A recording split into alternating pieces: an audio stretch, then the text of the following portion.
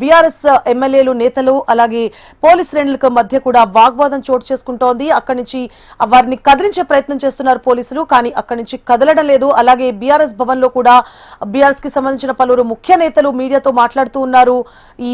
ఈ కేసులో ఎలాంటి బలం లేదని చెప్తున్నారు. అలాగే ముందు నుంచి కూడా అంటే కేటీఆర్ అన్ని స్థాయిలో చిత్తుగా ఓడిస్తేందుకు బీఆర్ఎస్ కార్యకర్తలు సిద్ధంగా ఉన్నారు. ఈరోజు హరీష్ రావు గారి పైన జరుగుతున్నటువంటి కుట్రని కార్పొరేషన్ చైర్మన్ గా బీఆర్ఎస్ పార్టీగా మేము ఖండన చేస్తా ఉన్నాం. ఇవాళ హరీష్ రావు గారు 25 నెలలుగా ప్రతిపక్షంలో రుణమాఫీ ఎందుకు కావట్లేదని చెప్పేసి ప్రజల తరఫున కొట్లాడుతూ ఉన్నారు.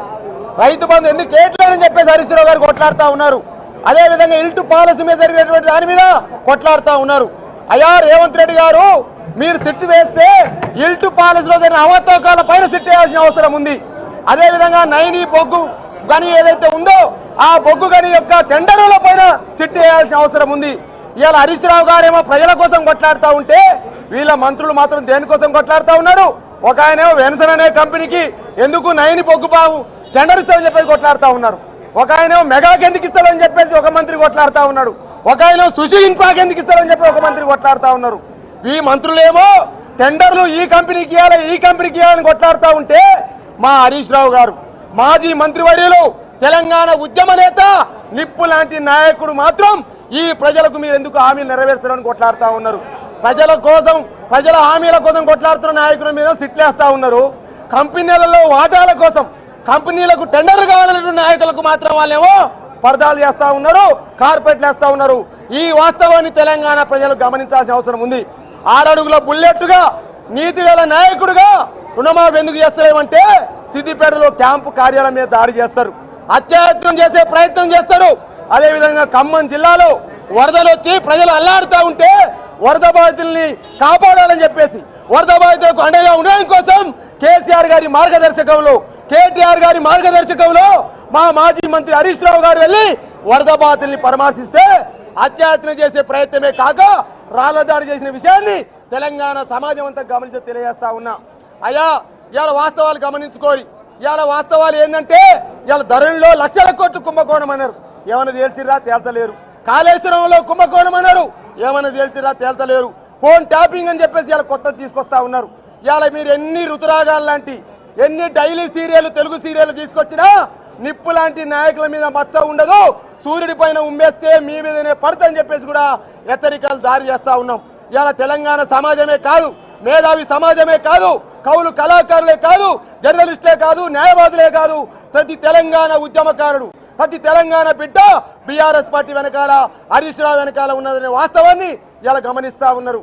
ఇవాళ 100కు 100% హరీష్ రావు గారు ఇలా ఏ తప్పు చేయకపోయినా ఇవాళ నీ యొక్క ఇల్టు పాలసీ మీద ధ్వజమెత్తుందని, అదేవిధంగా ఎస్యూ భూ కుంభకోణం మీద మాట్లాడుతుందని, అదేవిధంగా గ్రీన్ ఫీల్డ్ హైవేలో అక్రపాలెం మాట్లాడుతుందని, అదేవిధంగా ఇవాళ దేవాలయ శాఖ అండి, దేవాలయ శాఖ కొండ సురేఖ ఆధ్వర్యంలో ఉంటుంది.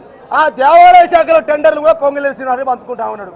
నీ మంత్రి ఇన్ఛార్జి మంత్రిగా ఉన్న మంత్రి సురేఖ తెలవకుండా ప్రెస్ మీట్లు పెడతా ఉన్నారు. గది జరుగుతుందని చెప్పేసి పత్రికలు పుంకాలు చెప్తా ఉన్నవి. ఇవాళ సినిమా మంత్రికి మా జిల్లా మంత్రి పాపం కోమరెడ్డి వెంకరెడ్డి సీనియర్ మంత్రి పాపం ఆయన తెలవకుండే సీనో టికెట్లు రేట్లు పెరుగుతా ఉన్న పరిస్థితి కనపడతా ఉంది. ఈ రాష్ట్రంలో ఏం జరుగుతా ఉంది? ఈ రాష్ట్రంలో మంత్రుల మధ్య సయోధ్య ఉందా? ఈ రాష్ట్రంలో మంత్రుల మధ్య సయోధ్య లేదు, వాటాల మధ్య మాత్రమే పంచాయతీ జరుగుతూ ఉంది. ఈ వాటాల మధ్యన సిట్ చేయాల్సిన అవసరం ఉంది. ఇలా జరుగుతున్న అన్యాయం మీద సిట్ చేయాల్సిన అవసరం ఉంది, జరుగుతున్న అవినీతి మీద సిట్ చేయాల్సిన అవసరం ఉంది. అదేవిధంగా మేడారం జాతరలో జరిగిన టెండర్ల పైన సిట్ చేయాల్సిన అవసరం ఉంది. సిట్టు హరీష్ రావు మీద కాదు, ఈ రేవంత్ రెడ్డి బామ్మర్ది సుజన్ రెడ్డి యొక్క ఏదైతే సోదా కంపెనీ ఉందో ఆ సోదా కంపెనీ జరిగిన టెండర్ల పైన సిట్ చేయాల్సిన అవసరం ఉంది. సిట్టు దీని మీద వేయాలి. నువ్వు చేయని రుణమాఫీ మీద సిట్ అయ్యి, నువ్వు వేయని రైతు బంధు మీద సిట్ అయ్యి, నువ్వు వేయని 420 హామీల మీద సిట్ చేయాలి. రేవంత్ రెడ్డి ఇవాళ సిట్ చేసినావు, మంట పెట్టావు, మీ మంత్రుల మధ్య పొసుతలేదు, మీ మంత్రుల క్యాబినెట్ మంత్రి మధ్య రచ్చ నడుస్తా ఉందని చెప్పేసి 15 రోజులు దావోసు బారిపోయినావు. ఇవాళ అంటే మంత్రులు ఏమన్నా కానీ రాష్ట్రం ఏమన్నా కానీ ప్రజలన్నీ ఎటన్నా పోనీ కానీ నేను మాత్రం దావోసులో పోయి ఏదో చేస్తానని చెప్పేసి మాట్లాడుతున్నాడు రేవంత్ రెడ్డి. నిప్పు లాంటి నాయకుడు మా కేసీఆర్ సైనికులైన హరీష్ రావు గారి పైన ఇంకోసారి ఇటువంటి ప్రగల్భాలు పలికి ఇటువంటి చేతలు చేస్తే తెలంగాణ సమాజం గమనిస్తని చెప్పేసి హెచ్చరిస్తా ఉన్నా. జై తెలంగాణ, జై కేసీఆర్, జై తెలంగాణ. का संघर्ष करो हम तुम्हारा साथ है అని ఇవాళ తెలంగాణ భవన్ ప్రాంగణం అంతా కూడా గర్జించింది. ఇవాళ అసెంబ్లీ సాక్షిగా రేవంత్ రెడ్డి గారు గుడ్డలు ఇప్పదీసి కొడతా, బట్టలు ఇప్పదీసి కొడతా, ఉరికిచ్చి కొడతా అని మహిళా జర్నలిస్టులు అన్నారు. అట్లాగే మహిళా ఐఏఎస్ అధికారిని కూడా వాళ్ళ మంత్రుల మధ్య వివాదం ఉన్నదని లాగి మహిళలకు ఇచ్చినటువంటి హామీలను మరిచి ప్రవర్తించిండు. ఇవాళ తమ గుడ్డలు తామే విప్పుకున్నటువంటి పరిస్థితి రాష్ట్రం యావత్తు చూస్తూ ఉంది, తెలంగాణ రాష్ట్రం అంతా చూస్తూ ఉంది. ఈ ప్రభుత్వము రేవంత్ సర్కారు మంత్రులను